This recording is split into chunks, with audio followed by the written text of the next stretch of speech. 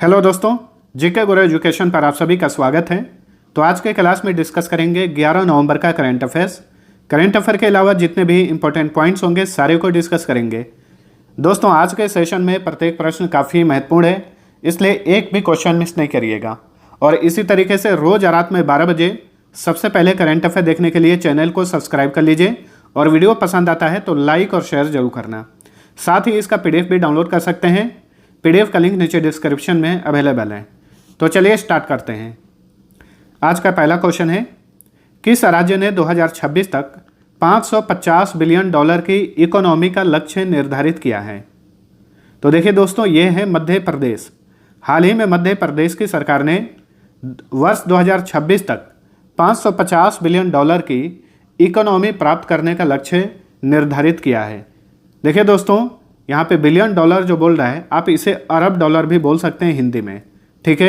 $1 billion बराबर होता है $1 अरब के, और $1 अरब वर्तमान समय में बराबर है लगभग 8.2 हज़ार करोड़ रुपए के, ठीक है।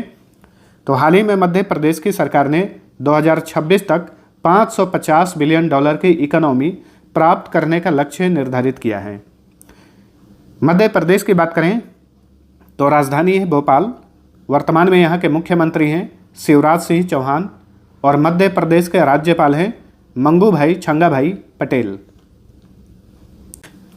यूपी ग्लोबल इन्वेस्टर समिट 2023 के लिए किस देश को फर्स्ट कंट्री पार्टनर चुना गया है? तो देखिए दोस्तों, अगले साल फरवरी में यूपी ग्लोबल इन्वेस्टर समिट का आयोजन किया जाएगा और इस समिट के लिए सिंगापुर को फर्स्ट कंट्री पार्टनर चुना गया है। Option D right answer. अब यहाँ पे सिंगापुर का बात चला है तो एक पॉइंट नोट करिए, भारत किस देश से सबसे अधिक FDI प्राप्त करता है? तो वो है सिंगापुर, ठीक है। 2021-22 में, वित्त वर्ष 2021-22 में भारत ने सबसे अधिक FDI किस देश से प्राप्त किया? तो ध्यान रखिए, सिंगापुर से। सिंगापुर की बात करें तो कैपिटल है सिंगापुर सिटी।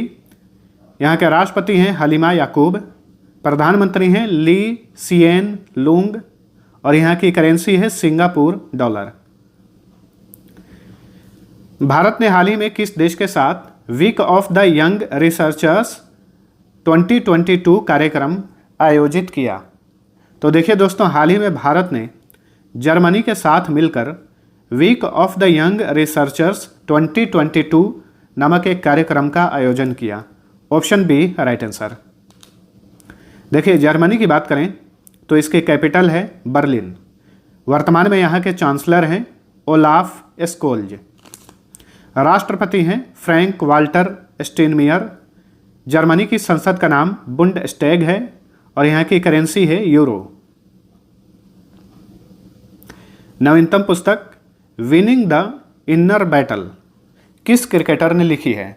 तो देखिए दोस्तों, विनिंग द इनर बैटल, इस पुस्तक के रचनाकार हैं यानी लेखक हैं शेन वाटसन, जो कि ऑस्ट्रेलियाई क्रिकेटर हैं। ऑप्शन सी सही उत्तर। पेरिस मास्टर्स 2022 में पुरुषों का डबल्स खिताब किसने जीता? तो देखिए दोस्तों, पेरिस मास्टर्स जो है ये एक मशहूर टेनिस टूर्नामेंट है। इसका आयोजन 2 वर्गों में किया जाता है, पुरुष एकल वर्ग और पुरुष युगल वर्ग। तो पुरुष एकल वर्ग में ये खिताब जीते होल्गर रूड। मैंने पिछले वीडियो में आप सभी को बताया था, ये डेनमार्क के खिलाड़ी हैं। वहीं पुरुष युगल वर्ग में पेरिस मास्टर्स 2022 का खिताब जीत लिए हैं वेस्ली कुलहॉफ और नील स्कुप्स्की की जोड़ी ने। तो ऑप्शन सी सही उत्तर है। वेस्ली कुलहॉफ जो हैं ये नीदरलैंड के और नील स्कुप्स्की ये UK के मशहूर टेनिस खिलाड़ी हैं, ठीक है। तो पुरुष एकल वर्ग में पेरिस मास्टर्स 2022 का खिताब जीते हैं होल्गर रूड और पुरुष युगल वर्ग में ये खिताब जीते हैं वेस्ली कुलहॉफ और नील स्कुप्स्की की जोड़ी ने, ठीक है। चलिए अगला क्वेश्चन, किस केंद्रीय मंत्रालय ने transport for all challenge stage 2 पहल लॉन्च किया है? तो हाल ही में केंद्रीय आवास और शहरी मामलों के मंत्रालय ने transport for all challenge stage 2 पहल लॉन्च किया है। ऑप्शन ए सही उत्तर है। केंद्रीय आवास और शहरी मामलों के मंत्री कौन हैं? हरदीप सिंह पुरी हैं। केंद्रीय सड़क एवं परिवहन मंत्री हैं नितिन गडकरी। केंद्रीय गृह मंत्री हैं अमित शाह और केंद्रीय जनजातीय मामलों के वर्तमान में मंत्री हैं अर्जुन मुंडा। 10 नवंबर 2022 को किस विषय के साथ शांति और विकास के लिए विश्व विज्ञान दिवस मनाया गया?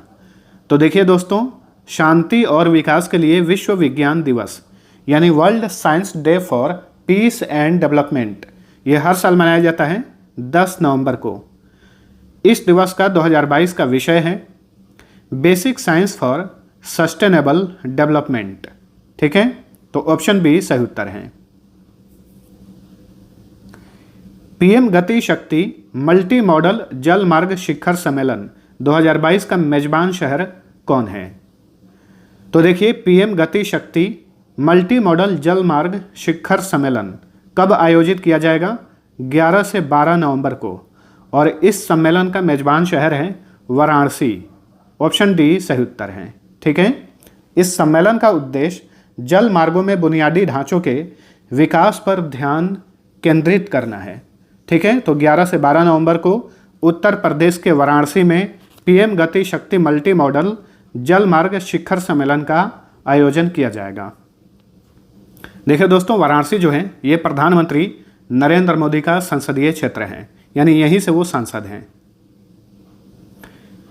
वैश्विक जलवायु परिवर्तन शिखर सम्मेलन के दौरान किस संस्थान ने executive action plan of early warnings for all launch किया है? तो वैश्विक जलवायु परिवर्तन शिखर सम्मेलन कहाँ पर आयोजित किया जा रहा है? ये ध्यान रखिएगा, शर्म अल शेख में। ये एक शहर है जो कि मिस्र में स्थित है। मिस्र को ही इजिप्ट भी कहा जाता है, ध्यान दीजिए। ठीक है, तो इजिप्ट के शर्म अल शेख में वर्तमान में वैश्विक जलवायु परिवर्तन शिखर सम्मेलन का आयोजन किया जा रहा है। इसी सम्मेलन के दौरान हाल ही में विश्व मौसम विज्ञान संगठन ने executive action plan of early warnings for all launch किया है। ऑप्शन ए सही उत्तर है। इस सम्मेलन को COP27 भी कहा जा रहा है, कॉन्फ्रेंस ऑफ पार्टीज। कॉप का फुल फॉर्म होता है, और इस सम्मेलन का ये 27वां संस्करण है। विश्व मौसम विज्ञान संगठन की बात करें, यानी वर्ल्ड मेट्रोलॉजिकल ऑर्गेनाइजेशन, इसका गठन हुआ था 23 मार्च 1950 को। मुख्यालय स्विट्जरलैंड के जिनेवा में है। वर्तमान में इसके प्रेसिडेंट हैं गेरहार्ड एड्रियन, और WMO के महासचिव हैं पेट्टेरी तालस। किसने हाल ही में शिव नारायण चंद्र पॉल, अब्दुल कादिर और चार्लोट एडवर्ड्स को क्रिकेट हॉल ऑफ फेम में शामिल किया है? तो देखिए, ये है ICC, इंटरनेशनल क्रिकेट काउंसिल, अंतर्राष्ट्रीय क्रिकेट परिषद। तो अंतर्राष्ट्रीय क्रिकेट परिषद ने हाल ही में 3 पूर्व दिग्गज क्रिकेटरों को क्रिकेट हॉल ऑफ फेम में शामिल किया है। तो ऑप्शन ए सही उत्तर है। अब इस तरह से क्रिकेट हॉल ऑफ फेम में शामिल कुल क्रिकेटरों की संख्या कितनी हो गई है? 109। ठीक है, और ICC के अनुसार शिव नारायण चंद्र पॉल ये क्रिकेट हॉल ऑफ फेम में शामिल होने वाले 107वें, अब्दुल कादिर ये 108वें, वहीं चार्लोट एडवर्ड्स ये 109वीं क्रिकेटर बन गई हैं जिन्हें क्रिकेट हॉल ऑफ फेम में शामिल किया गया है। ठीक है, शिव नारायण चंद्र पॉल ये वेस्ट इंडीज के, अब्दुल कादिर पाकिस्तान के, और चार्लोट एडवर्ड्स ये इंग्लैंड की पूर्व क्रिकेटर हैं। ICC की बात करें तो ये क्रिकेट की अंतर्राष्ट्रीय संस्था है। इसका गठन हुआ था 15 जून 1909 को। मुख्यालय दुबई में है। वर्तमान में ICC के चेयरमैन हैं ग्रेग बार्कले, और ICC के CEO हैं जियोफ एलार्डिस। 9 नवंबर 2022 को किस राज्य ने अपना 22वां स्थापना दिवस मनाया? तो देखिए, 9 नवंबर को हर साल उत्तराखंड अपना स्थापना दिवस मनाता है। उत्तराखंड का गठन हुआ था 9 नवंबर 2000 ईस्वी को, और इस हिसाब से उत्तराखंड ने 9 नवंबर 2022 को अपना स्थापना दिवस मनाया। कौन सा? 22वां। उत्तराखंड की राजधानी है, 2 राजधानियां हैं इसकी। देहरादून शीतकालीन राजधानी है, गैरसैंण ये ग्रीष्मकालीन राजधानी है। उत्तराखंड के चीफ मिनिस्टर हैं पुष्कर सिंह धामी, और उत्तराखंड के राज्यपाल हैं गुरमीत सिंह। हाल ही में मैंग्रोव अलायंस फॉर क्लाइमेट में कौन सा देश शामिल हुआ है? तो देखिए दोस्तों, मैंग्रोव वनों के संरक्षण के लिए एक अलायंस है जिसका नाम है मैक। मैक मतलब मैंग्रोव अलायंस फॉर क्लाइमेट। इस संगठन में हाल ही में शामिल हुआ है भारत। कुल 5 देश COP27 के दौरान इस गठबंधन में शामिल हुए हैं, 5 देश, जिसमें एक भारत भी है। अन्य 4 देश हैं, एक है ऑस्ट्रेलिया, जापान, स्पेन और श्रीलंका। ठीक है, ये 5 देश हाल ही में इस गठबंधन में शामिल हुए हैं। अच्छा, ये बताइए COP27 में भारत का प्रतिनिधित्व किसने किया? भूपेंद्र यादव ने किया। भूपेंद्र यादव जो कि वर्तमान समय में केंद्रीय पर्यावरण, वन और जलवायु परिवर्तन मंत्री हैं। अरुणा मिलर किस अमेरिकी राज्य के उपराज्यपाल का पद संभालने वाली पहली भारतवंशी बन गई हैं? तो देखिए, अरुणा मिलर जो हैं ये एक भारतीय अमेरिकी हैं और एक अमेरिकी राज्य है मैरीलैंड। तो मैरीलैंड की उपराज्यपाल बनी है अरुणा मिलर, और इस तरह से मैरीलैंड का उपराज्यपाल बनने वाली ये पहली भारतवंशी बन गई हैं। किस संगठन के आंकड़ों के मुताबिक 2022 में यूरोप में गर्मी के कारण कम से कम 15,000 लोगों की मौत हो गई है? तो देखिए दोस्तों, हाल ही में विश्व स्वास्थ्य संगठन यानी वर्ल्ड हेल्थ ऑर्गेनाइजेशन ने एक रिपोर्ट जारी किया है। इस रिपोर्ट के मुताबिक 2022 में इसी साल यूरोप में गर्मी के कारण कम से कम 15,000 लोगों की मौत हो गई है। देखिए, यूरोप में जो है उतनी गर्मी नहीं पड़ती है, ठंडा देश माना जाता है। जितने भी यूरोपियन कंट्री हैं सारे के सारे ठंडे देश माने जाते हैं, लेकिन जलवायु परिवर्तन के कारण जो है उधर भी गर्मी बढ़ते जा रही है। और गर्मी के प्रकोप के कारण WHO के एक रिपोर्ट के अनुसार 2022 में कम से कम यूरोप में 15,000 लोगों की मौत हो गई है। विश्व स्वास्थ्य संगठन की बात करें तो इसका गठन हुआ था 7 अप्रैल 1948 को, और इसी वजह से हर साल 7 अप्रैल को वर्ल्ड हेल्थ डे मनाया जाता है। मुख्यालय स्विट्जरलैंड के जिनेवा में है। वर्तमान में विश्व स्वास्थ्य संगठन के महानिदेशक हैं टेड्रोस एधानोम।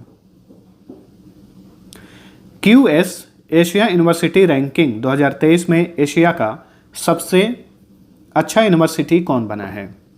तो देखिए, हाल ही में QS द्वारा एशिया यूनिवर्सिटी रैंकिंग 2023 जारी किया गया है, और इस रैंकिंग में टॉप पर है पेकिंग यूनिवर्सिटी जो कि चीन में है। चीन का पेकिंग यूनिवर्सिटी इस रैंकिंग में शीर्ष पर है, टॉप पर है। टॉप 100 यूनिवर्सिटी में भारत के 7 यूनिवर्सिटी शामिल हैं, इसे भी याद रखिए। वैसे इस रैंकिंग में कुल 760 यूनिवर्सिटी को रैंकिंग प्रदान की गई है। टॉप पर है पेकिंग यूनिवर्सिटी जो कि चीन में है। वहीं टॉप 100 यूनिवर्सिटी में भारत के 7 यूनिवर्सिटी हैं। ठीक है, इसमें भारत का IIT बॉम्बे ये 40वें स्थान पर है और भारत में टॉप पर है। IIT दिल्ली 46वें स्थान पर है और भारत में दूसरे स्थान पर है। तो दोस्तों, ये था हमारा आज का करंट अफेयर। वीडियो पसंद आया है तो लाइक और शेयर जरूर करना। अब चलिए मिलते हैं अगले वीडियो में, तब तक के लिए टेक केयर।